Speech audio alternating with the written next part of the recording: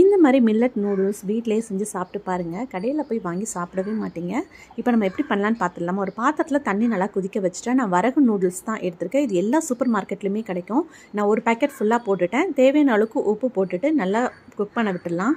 இது குக் ஆகிறதுக்கு ஒரு 7 8 நிமிஷம் வரைக்கும் ஆகும். குக் ஆனதுக்கப்புறம் வடிகட்டி எடுத்து வச்சிடலாம். இப்போ ஒரு கடாயில் 2 டேபிள் ஸ்பூன் எண்ணெய் விட்டுக்கோங்க. ஒரு 4-5 பல் பூண்டு கட் பண்ணி சேர்த்துருக்கேன். இது கூட பெரிய சைஸ் வெங்காயம், ஒரு வெங்காயம் சேர்த்துருக்கேன். ஸ்ப்ரிங் ஆனியனோட ஒயிட் பார்ட் இருக்கு இல்லையா, அதையும் சேர்த்துக்கோங்க. கேபேஜ் போட்டிருக்கேன்.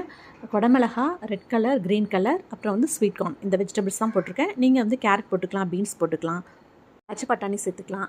இதோட நான் நம்ம குக் பண்ணி வச்சுருக்க நூடுல்ஸும் சேர்த்தாச்சு. தேவையான அளவுக்கு உப்பு, pepper powder, soya sauce, tomato ketchup சேர்த்துருக்கேன்.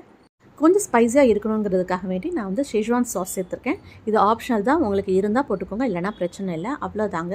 எல்லாத்தையுமே நல்லா மிக்ஸ் பண்ணி எடுத்துக்கலாம். கடைசியாக ஃபைனலாக ஸ்ப்ரிங் ஆனியன் தூவி இறக்கிட்டிங்கன்னா சூப்பரான